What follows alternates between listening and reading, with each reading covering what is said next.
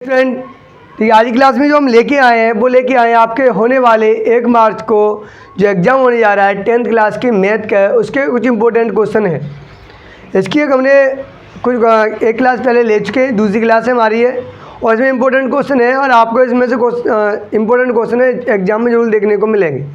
तो वीडियो के अंत तक बने रहिए। वीडियो को अगर आपने लाइक नहीं किया हो तो लाइक करें, शेयर करें और कमेंट ज़रूर करें।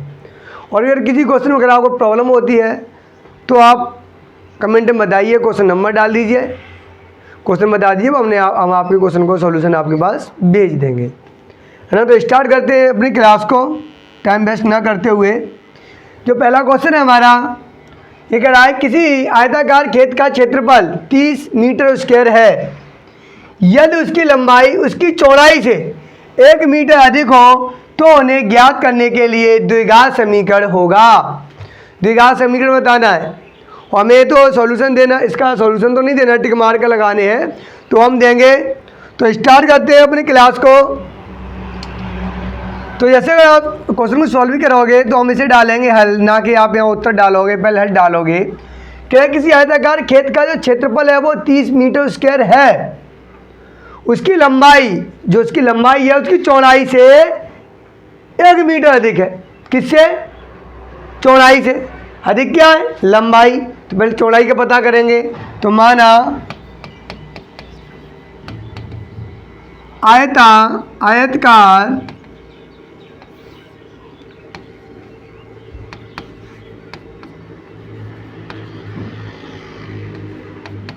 क्षेत्रफल की चौड़ाई बराबर x मीटर है, तो लंबाई कितनी हो जाएगी? 1 अधिक है ना, तो अधिक का मतलब 1 जोड़ दिया, x + 1 मीटर है। हमें क्षेत्रफल दिया है, कितना दिया है? 30। तो आयतकार क्षेत्रफल क्या दिया है? 30। तो फॉर्मूला इसका होता है यानी कि b गुणा l या l गुणा b बराबर 30। ब्रीथ यानी b फॉर होता है ब्रीथ यानी कि चौड़ाई, l फॉर होता है यानी कि लेंथ यानी कि लंबाई। तो यहाँ ब्रीथ कितने दिया है? x दिया है और लेंथ यानी लंबाई कितने दी है? x + 1 दिया है, बराबर में कितना दिया है? 30।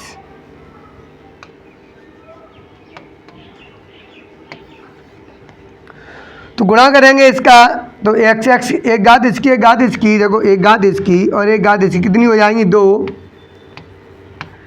और x का 1 में गुणा होगा तो हो जाएगा x बराबर में 30। तो यहाँ देखो कोई मिल रहा है, चलो 30 इधर ले आओ, x² + x बराबर इधर 30 आ गया तो किसका हो जाएगा? और उधर क्या रह जाएगा? 0। तो यह हो गया हमारा द्विघात समीकरण। और ऑप्शन नंबर देखेंगे कौन सा मिल रहा है हमारा? x² + x और प्लस के 30। तो यहाँ 30 आ रहा है, -30 ये आ गया। ऑप्शन नंबर सी बिल्कुल राइट है, x² + x और के 30 यानी कि 30। क्लियर हो गया। चलेंगे और नेक्स्ट क्वेश्चन की ओर, इसे स्क्रीनशॉट ले लो या नोट करते रहिए। चलते हैं अपने नेक्स्ट क्वेश्चन की ओर। और क्वेश्चन है हमारा, ये द्विघात समीकरण इतने 3x² - 12x और +5 को m बराबर 0 के मूल बराबर हो तो m का मान ज्ञात कीजिए। सीधी सी बात है, हमें m का मान निकालना है। हमें किसका मान निकालना है? m की वैल्यू निकालनी है। तो जब m की हमें जो वैल्यू निकालनी है तो वैल्यू निकालने के लिए हम क्या करेंगे? तो यहाँ पर हमें ये द्विघात समीकरण दिया है, इसलिए हम तुलना करेंगे। तुलना करने के बाद हम निकालते हैं इसकी वैल्यू, ठीक है। तो तुलना करेंगे, तुलना करते हैं, समीकरण लिख लो पहले। 3x² - के 12x और प्लस के m की तुलना, हल डालेंगे। अभी तो हम तो ऑप्शन कर रहे हैं इसलिए हम डायरेक्ट कर रहे हैं, है ना। तो हल करेंगे, किससे कर रहे हैं? ax² प्लस का bx और प्लस का c बराबर 0 से करने पर तुलना का स्क्वायर तो स्क्वायर कट जाएगा। a बराबर 3, b बराबर -के 12 और c बराबर m आ जाएगा हमारा, ठीक है। फॉर्मूला लगाएंगे विविध कर बराबर, यानी कि डी बराबर विविध कर होता है। फॉर्मूला क्या होता है हमारा, यानी कि बी उस वर्ग माइनस के 4ac, लेकिन हम यहाँ वैल्यू निकलवा रहे हैं तो हम बी बराबर डी बराबर क्या लेंगे, जीरो। जीरो दिया है मतलब वैल्यू निकलवा रहा है तो जीरो होगा।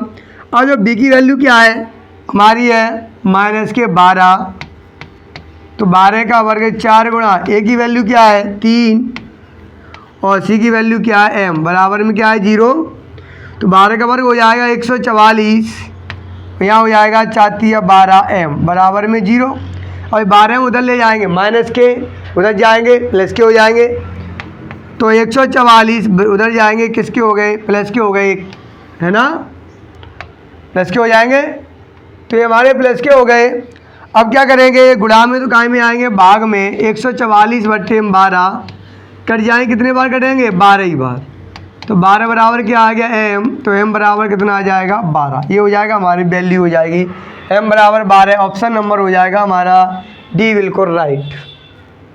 क्लियर हो गया, नोट करिए और चलते हैं हमने अगले क्वेश्चन की ओर। अगला क्वेश्चन दिया है द्विघात से भी है, द्विघात समीकरण 2x तो इसके -4x प्लस के 1 बराबर 0 के मूल हैं। इसके हमें मूल निकालने, वास्तविक और बराबर होंगे, वास्तविक और भिन्न होंगे, वास्तविक नहीं होंगे या वास्तविक होंगे। पहले हम इसकी तुलना करते हैं। अब देखो हमने अभी आपको तुलना करना भी सिखा दिया, अब हम डायरेक्ट तुलना करते हैं कि डायरेक्ट तुलना हम कैसे करेंगे, ठीक है। देखो क्योंकि हमारे ऑप्शन वाले क्वेश्चन है, सॉल्यूशन करेंगे टाइम वेस्ट होगा, तो हमें देखते हैं। देखो ए वैल्यू होगी a बराबर 2, b बराबर माइनस का साइन है तो 4 -4 और c बराबर हो जाएगा 1। तुलना होगी हमारी, ठीक है। फॉर्मूला लगाएं अगर तो d बराबर b वर्ग माइनस के 4ac, तो जो b की वैल्यू है वो क्या है -4, इसका वर्ग -4 गुणा a का मान है 2 और c का मान है 1।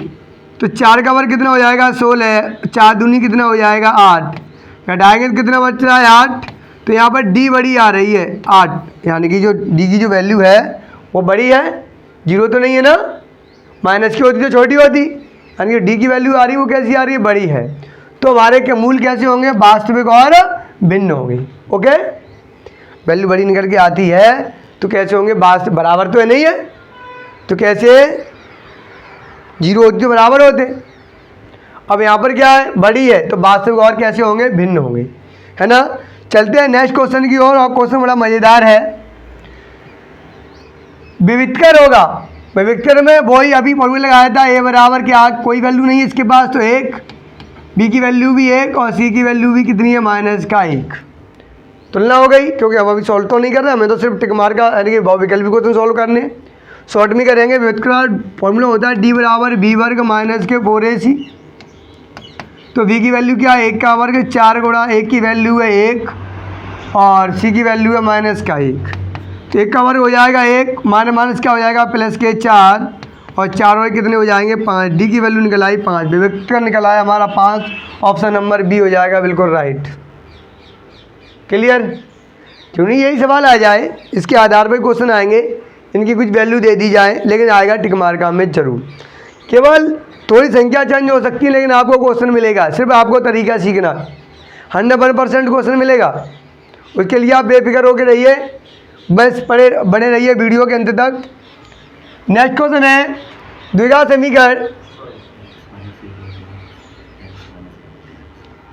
x-1/x। क्वेश्चन में कुछ गड़बड़ी है। x-1/1/x बराबर 1 है। इसका विविधकर पूछ रहा है, इसका विविधकर पूछ रहा है कि क्वेश्चन का इसका विविधकर क्या होगा। तो पहले हमें क्वेश्चन को सॉल्व करना है, सॉल्व करके हमें उसके बाद तुलना करना है, तुलना करके विविधकर हम तब निकाल पाते हैं। यही बताया था हमने, कई क्वेश्चन करा चुके हैं कि इसमें ए की वैल्यू चाहिए, बी की वैल्यू चाहिए और सी की वैल्यू भी चाहिए, है ना। तो हमें पहले इसमें द्विघात समीकरण तरीके से बनाना होगा। तो हमारे क्वेश्चन दे रहा है x-1/x बराबर में 1 दिया है, बट्टे करके लेंगे लासा।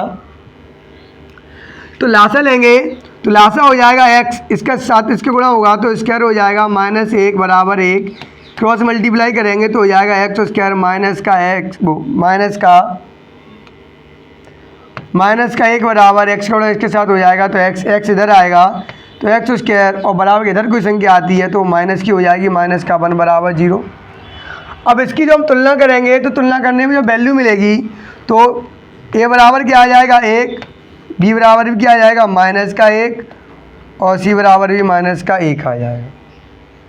अब जो हमें क्वेश्चन सॉल्व करना है विविध कर, तो फॉर्मूला वही होता है डी बराबर बी वर्ग माइनस के 4ac, डी बराबर बी वर्ग माइनस के 4ac जो हमारे क्वेश्चन दिया है।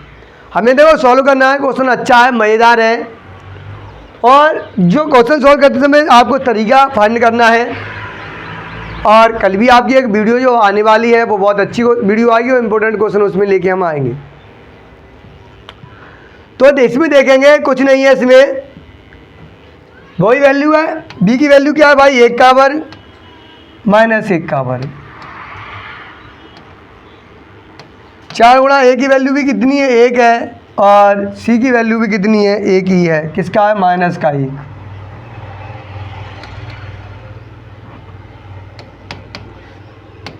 तो माइनस 1 का वर्ग हमेशा 1 होता है, माइनस क्या हो जाएगा प्लस 4, 1 4 और 1 5, डी बराबर ऑप्शन नंबर डी हो जाएगा राइट। कुछ नहीं है क्वेश्चनों में, कुछ भी नहीं है, संघर्ष करते रहिए, स्ट्रगल करते रहिए। अब देखो समांतर श्रेणी क्या है, समांतर श्रेणी में इतने पद दिए हैं तो इसका अंतर पद निकालना है। देखो क्वेश्चन को टिक मार का है, ज़्यादा सॉल्यूशन में चलेंगे नहीं, शॉर्ट में चलेंगे, लेकिन क्वेश्चन के आपको तरीके में फाइंड करना है कि तरीका कैसा है। तो देखो पहली वैल्यू होती है ए बराबर 4, दूसरी हो जाती है a1 हो गई, a2 बराबर 9 और a3 बराबर हो जाएगा 14। अगर हम इसका विविध कर यानी कि और अंतिम पद जो दिया है यानी l बराबर दिया है 254 दिया है, अंतर से 10वां पद नहीं होगा हमारा। तो यहाँ पर हमें एक चीज़ फाइंड करनी है, यानी कि हमें निकालना है सारवांतर, सभी में अंतर होता है। तो सारवांतर जब डी बराबर निकालते हैं तो हम a2 में से a1 को हम घटा देते हैं, तो 9 में से हम 4 को घटाएंगे कितना आ जाएगा 5, और भी निकालें 14 में से अगर 9 घटाएं तब भी कितना बचेगा 5 ही बचेगा। तो जब हमारा विविध का निकल आया डी बराबर 5 निकल के आता है, ठीक है। तो जब फॉर्मूला में लगाएं एल बराबर हो जाएगा हमारा a plus n minus 1 into में डी। एल का मान कितना दिया है 254 बराबर ए की जो वैल्यू दी है वो कितनी दी है 4 प्लस एन की वैल्यू दी नहीं रहा है -1 और इंटू डी की वैल्यू है 5। तो 254 ये इधर आएंगे तो माइनस के हो जाएंगे 4, 5 का अंदर गुणा हो जाएगा 5n और माइनस के 5, ये भी घटेगा तो बचेगा हमारा 250, क्योंकि 55 में से 4 में 4 जाएंगे 0 बराबर में 5n माइनस के 5। अब 5 इधर आएंगे तो किसके हो जाएंगे ये प्लस के हो जाएंगे, तो 255 ये इधर आएंगे तो 5 प्लस के हो गए और 5n।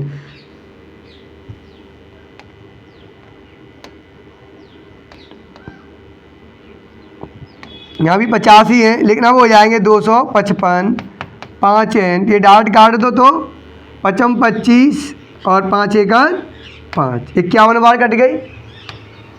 तो n बराबर जो वैल्यू निकल आई वो कितनी निकल आई हमारी 51 निकल आई। अब बात आई है कौन सा पद निकालना है, n बराबर तो 51 निकल आया, 10वां पद की फाइंड कर रहा है, तो 10 इसमें से घटाओ और 1 जोड़ो, 10 घटाएंगे कितने बचेंगे 41, 1 जोड़ेंगे कितने हो जाएगा 42। तो अब हम 42वां पद निकालना है, कौन सा पद निकालना है 42। n की वैल्यू जो हो जाएगी वो यहाँ से हमारी कितनी हो जाएगी 42 हो जाएगी। जो an हो गया वो कितना हो गया 42, तो a 42 बार बराबर a plus a minus 1 into में d कर दो, कोई दिक्कत नहीं है, n माइनस 1 और d, इसकी वैल्यू कितनी 42। तो a का मान कितना है भाई हमारा 4 है, n की वैल्यू 42 माइनस 1 और d कितना है 5, और a 42 का जो वैल्यू जो हमारी है फाइंड करनी है, तो 4 घटाएंगे कितने बचेंगे 41 गुणा में 5, तो 4 यहाँ प्लस का साइन है, तो 4 प्लस 41 गुणा करेंगे 5 1 5 4 5 20 205, 4 ऐड करेंगे तो हो जाएगा हमारा 209। कोई ऑप्शन दिया है, दिया है, ऑप्शन नंबर हो जाएगा सी हो जाएगा, बिल्कुल राइट है ना। नेक्स्ट क्वेश्चन है, चलते हैं उसकी ओर, नोट करना चाहो कर लो, या स्क्रीनशॉट लेना चाहो तो ले लो इसका। जो नेक्स्ट क्वेश्चन है हमारा 8 के प्रथम 15 गुणियों का योगफल होगा। 8 प्रथम, तो 8 एक 8, देखो हाँ, 8 एक 8, 8 दूनी 16, 8 या 24, 8 चौक 32, dot dot dot dot dot 15 पद है, यानी कि ऐसे गुणा करना है। 10 बार कर दोगे आप, 8 नहीं 80, फिर और करने, ऐसे 15 बार गुणा करना है। 15 गुणे दे दिए तो हमें n बराबर संख्या दे दी, कितनी दे दी है 15, तो 15 पद है हमारे टोटल। ये हमारा दे दिया कितना है 8, विविध कर निकालोगे तो उसमें भी अंतर कितना पड़ रहा है 8 ही निकल रहा है, वो सावंत निकालोगे तो वो भी 8 ही पड़ रहा है। इसका योगफल निकालेंगे तो योगफल वाला फॉर्मूला होता है वो होता है एस एन बराबर n/2 कोष्टक में 2a प्लस n-1 इंटू में d, ये फार्मूला होता है। तो आपको क्या करना है, n की वैल्यू कितनी दी है 15 ही दी है, एस एन निकालना है। n की वैल्यू दी है भाई 15/2 2a, a की वैल्यू कितनी दी है 8 प्लस n-1, n की वैल्यू कितनी दी है हमें 15 -1 और d की वैल्यू कितनी दी है 8। क्वेश्चन को सॉल्व करना है। अब देखो क्वेश्चन जब सॉल्व करना है तो कैसे करेंगे, 15/2 कोष्टक में 8 दूनी 16 प्लस 15 में तो एक ही आएगा, कितने बचेंगे 14 गुणा 8,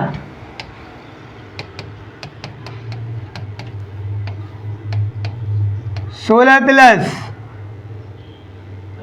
14 का 8 गुणा करो, 8 से 32 की 2, हासिल आ गई 3 और 8 एक 8, 8 और 4 कितने, 8 और 3 कितने हो जाएंगे 11, 112। इन्हें ऐड करो भाई, 8 2 और 1, 128 काट दो, 6 और 2 चौको 8, 15 गुणा 54, इसका गुणा कर लेना, इसका आप गुणा कर लेना, जो आंसर आएगा वो आपका हो जाएगा। ओके, और कमेंट बॉक्स में जरूर बताना इसका आंसर कितना है। कुछ भी नहीं था, वैल्यू दी थी 15 गुणा दिए तो n बराबर 15 पद दिए, तो n की जो वैल्यू होगी वो हमारी 15 ही हो जाएगी। ओके, और फॉर्मूला लगा के हमने, अगर फॉर्मूला याद है तो आप क्वेश्चन कर सकते हो। कल की वीडियो में बताएंगे अगर आपको क्वेश्चन नहीं आता है तो आप कैसे करोगे क्वेश्चन को। आगे दिया है 8वां क्वेश्चन, ये कह रहा है सेक थीटा बराबर 2 हो तो थीटा का मान ज्ञात कीजिए। तो ध्यान दीजिए, सेक थीटा बराबर 2 दिया है। अगर किसी का व्यापक मान निकलवाए थीटा का, बाई का, जेड का, टी का, या किसी का फाई का, साइन का, किसी का निकलवाए तो ध्यान रखो सेक है तो इधर सेक में देखो ये कितने का मान होता है 60 का, ये 2 मान होता है, सेक 60 का होता है। सेक से सेक कैंसिल हो जाएंगे, काटते नहीं है, कैंसिल हो गए। थीटा बराबर कितना आ गया 60, तो ऑप्शन नंबर हो गया वी राइट। कुछ था, कुछ भी नहीं था। लास्ट क्वेश्चन है आपका, कह रहा है पी साइन थीटा बराबर क्यू कॉस थीटा हो तो कोसेक थीटा का मान ज्ञात कीजिए। देखो बताओ तो सॉल्यूशन डायरेक्ट कर दे। देखो ये हमने लिया ए बी और सी, लंब है क्यू दिया है, आधार है पी दिया है। तो हमने आपको कड़ का वर्ग लंब का आधार का वर्ग सिखाया था। तो यहाँ साइन दिया है, कोसेक दिया है, कोसेक निकलवा रहा है। तो देखो हम डायरेक्ट अगर वैल्यू इसकी निकालना चाहें तो हम निकाल सकते हैं। कितना हो जाएगा डायरेक्ट पी वर्ग या और क्यू वर्ग, यही हो जाएगा। इसकी जो वैल्यू निकल के आएगी वो पी वर्ग प्लस का क्यू वर्ग होती है कि इन दोनों के योगफल के बराबर ही तो होती है। ये दोनों को ऐड करेंगे, वर्गांतर करेंगे। देखो बताया था के का वर्ग बराबर लंब का वर्ग आधार का वर्ग, शॉर्ट में बता दिया हमने। तो लंब क्या है क्यू का वर्ग, आधार कितना है पी का वर्ग। ये वर्ग हटेगा तो इधर क्या कर देगा अंडर रूट, पी का वर्ग या क्यू का जोड़ने में आगे पीछे देखोगे फर्क तो नहीं पड़ता है। और हमें वैल्यू क्या निकालनी है कोसेक की, कोसेक की निकालनी है। तो कोसेक थीटा वैल्यू निकालनी है। फॉर्मूला क्या होता है इसका, होता है कड़ बट्टे लंब, यही होता है। तो ये हमारा जो कड़ है वो कितना है, कड़ है हमारा पी वर्ग प्लस के क्यू वर्ग, और आधार यानी कि और जो लंब जो हमारा आधार यानी लंब है वो कितना है क्यू है। तो जाएगा पी वर्ग प्लस के क्यू वर्ग अपॉन में क्यू। तो ऑप्शन देखेंगे हमारा ऑप्शन नंबर हो जाएगा बी, बिल्कुल हो जाएगा राइट। पी वर्ग क्यू वर्ग बट्टे में सही है बिल्कुल, यहाँ बट्टे में पी है और यहाँ आएगा हमारा क्यू। तो ऑप्शन नंबर हमारा ए हो जाएगा बिल्कुल राइट, क्योंकि यहाँ पी है और यहाँ में बट्टे हमारा क्या आना चाहिए लंब यानी कि क्यू। ऑप्शन नंबर हो जाएगा ये हो गया राइट। और ये होती है हमारी, इसी के साथ आज की क्लास ख़त्म होती है। और लेके आएंगे कल की जो हमारी नेक्स्ट वीडियो है, मज़ेदार है, अच्छी वीडियो है। मिलेंगे आपको न्यू टॉपिक के साथ। तो आज के लिए इतना ही काफ़ी है। Thank you, thanks a lot.